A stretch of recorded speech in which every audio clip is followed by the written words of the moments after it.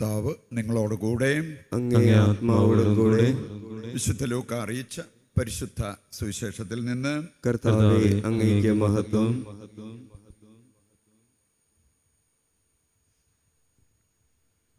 അധ്യായം 7:31 മുതലുള്ള തിരുവചന ഭാഗം.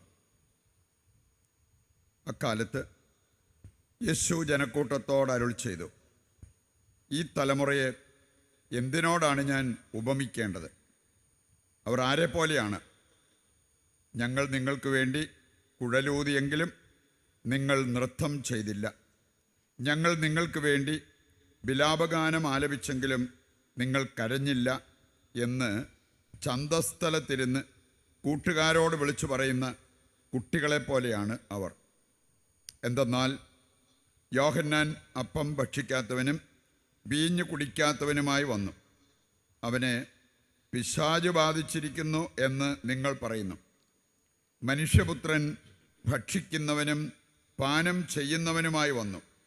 അപ്പോൾ ഇതാ, ഭോജനപ്രിയനും മദ്യപനും ചുങ്കക്കാരുടെയും പാപികളുടെയും സ്നേഹിതനുമായ മനുഷ്യൻ എന്ന് നിങ്ങൾ പറയുന്നു.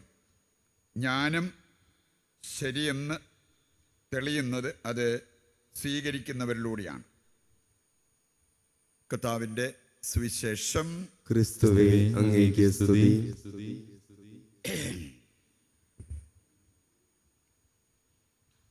പ്രിയപ്പെട്ടവരെ, തിരുസഭയിൽ നമ്മൾ അനുസ്മരിക്കുന്ന ഒരു വിശുദ്ധനുണ്ട്.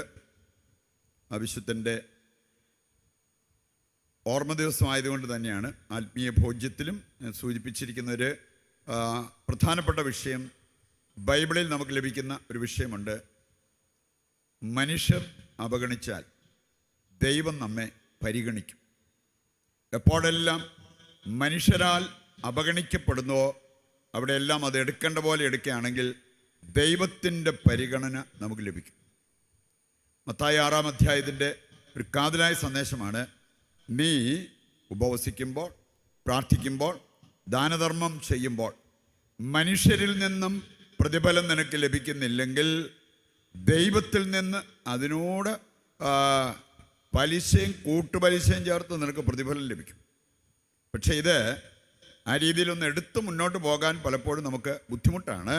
നമ്മൾ കിട്ടേണ്ടത് കിട്ടാതെ വരുമ്പോഴത്തേക്ക് ഒരുപാട് പരാതി പരിഭവമൊക്കെ പറഞ്ഞ് നമ്മുടെ മുഖം വാടും. വിശുദ്ധ ജോസഫ് കുപ്പർത്തീനോ, അദ്ദേഹം അച്ഛനാകാൻ ആഗ്രഹിച്ച് സെമിനാരിയിൽ ചെന്നു, അഡ്മിഷൻ ചോദിച്ചു. ഈ ജോസഫിനോട് സംസാരിച്ച് കുറച്ച് കഴിഞ്ഞപ്പോഴത്തേക്കും അധികാരികൾ പറഞ്ഞൊരു കാര്യമുണ്ട്: എടാ, നിന്നെപ്പോലെ മണ്ടന്മാർക്കുള്ളതല്ല സെമിനാരി. നീ ഇത്രയും മഠയനായിട്ട് നിനക്ക് സെമിനാരി ചേർന്ന് അച്ഛനാകണമെന്നോ? അത് നിന്നെപ്പോലെയുള്ളവർക്കല്ല ഇവിടെ അഡ്മിഷൻ കൊടുക്കാറുള്ളത്. അവനവിടെ ഇങ്ങനെ അത് കേട്ട് അവിടെ നിന്നു, വിട്ടുപോയൊന്നുമില്ല. അവൻ്റെ ഈ നിപ്പും പരുവൊക്കെ കണ്ടിട്ട് പിന്നീട് അവർ പറഞ്ഞു, വേണമെങ്കിൽ ഒരു കാര്യം ചെയ്യും, തൊഴുത്തിൽ പശുക്കളെ നോക്കാൻ ഒരാളെ കൂടെ വേണം. അപ്പോൾ അതുകൊണ്ട് നിനക്ക് അതിന് റെഡിയാണെങ്കിൽ വേണം നിൽക്കാം. അല്ല, സെമിനാരി പിള്ളേരുടെ കൂടെ ഇരുന്ന് പഠിച്ച് അച്ഛനാകുന്ന കാര്യമൊന്നും അത് ചിന്തിക്കണ്ട. പശുക്കളെ നോക്കാൻ റെഡിയാണോ? ഒരു കുഴപ്പമില്ല. അങ്ങനെ പശുക്കളെ നോക്കാൻ വേണ്ടി അവനവിടെ സെലക്റ്റഡായി. ഇനി അവൻ ആ ജോലി ചെയ്തുകൊണ്ടിരുന്നപ്പോൾ അവൻ്റെ ജീവിതം കണ്ടിട്ടാണ് ഈ സെമിനാരിയിലെ അധികാരികൾ ഒരു തീരുമാനമെടുത്തു. ഇപ്പം നമ്മുടെ ബ്രദേഴ്സിനേക്കാളും മെച്ചപ്പെട്ടവനാണ് പ്രാർത്ഥനയുടെ കാര്യത്തിലും ആധ്യാത്മികതയുടെ കാര്യത്തിലും. അതുകൊണ്ട് എന്തുകൊണ്ട് നമുക്കവനെ വൈദികനാകാൻ തിരഞ്ഞെടുത്തുകൂടാ?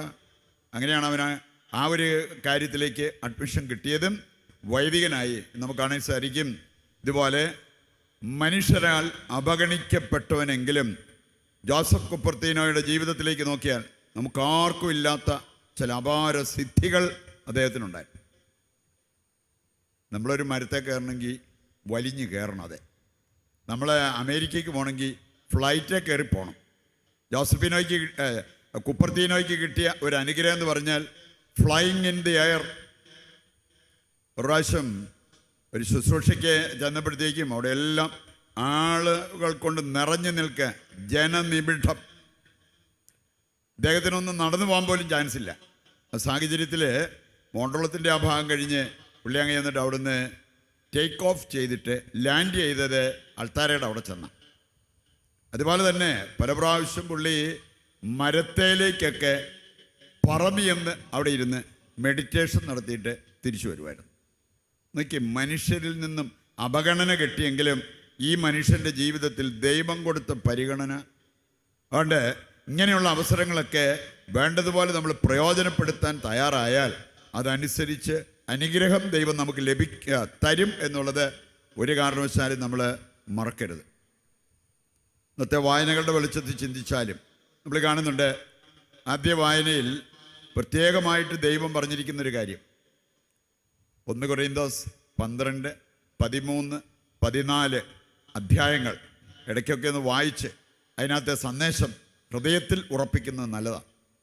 ഞാൻ അവിടെ പറഞ്ഞിരിക്കുന്നൊരു കാര്യമുണ്ട്, നിങ്ങൾ തീക്ഷ്ണമായിട്ട് ആഗ്രഹിക്കുകയും പ്രാർത്ഥിക്കുകയും ചെയ്യേണ്ടത് ഉത്കൃഷ്ട ദാനങ്ങൾക്ക് വേണ്ടി.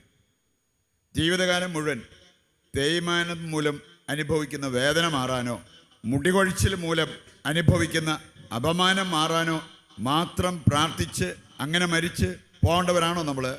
നമുക്ക് അതിനേക്കാളൊക്കെ ഉത്കൃഷ്ട ദാനങ്ങളെക്കുറിച്ച് ചിന്തിക്കാനുണ്ട്, അവയ്ക്ക് വേണ്ടി പ്രാർത്ഥിക്കാനുണ്ട്. ഉത്കൃഷ്ട ദാനങ്ങൾക്ക് വേണ്ടി തീക്ഷ്ണമായിട്ട് പ്രാർത്ഥിക്കുക. ഒരാത്മീയ അഭിഷേകം, സ്വർഗത്തിൽ പോകാനുള്ള കൃപ, അങ്ങനെയുള്ള കുറേ കാര്യങ്ങൾ ചങ്കിനകത്ത് സൂക്ഷിച്ച് അത് പ്രാർത്ഥനാ വിഷയമായിട്ട് മാറണം. 1 കൊരിന്തോസ് 13:10 നമ്മൾ വായിച്ചു കേട്ടൊരു കാര്യമാണ്, പൂർണ്ണമായത് ഉദിക്കുമ്പോൾ അപൂർണമായത് അസ്തമിക്കും. പൂർണ്ണമായ കുറച്ച് കാര്യങ്ങൾ, ഉന്നതമായ കുറച്ച് കാര്യങ്ങൾ ചങ്കിൽ സ്ഥാനം പിടിക്കാതിരുന്നാൽ ഇങ്ങനെയുള്ള നമ്മൾ ഈ സാധാരണ നടത്താറുള്ള കുറേ പ്രാർത്ഥന അത് തന്നെ മരണം വരെ നമ്മൾ നടത്തിക്കൊണ്ടിരിക്കും. അതല്ല, നമുക്ക് ആത്മീയ കാര്യത്തിൽ വളരാൻ പറ്റണം, ആത്മീയ ദർശനത്തിൽ നമുക്ക് വളരാൻ സാധിക്കണം എന്നുള്ളത് കർത്താവ് നമ്മെ പ്രത്യേകം പഠിപ്പിക്കുന്ന ഒരു കാര്യമാണ്.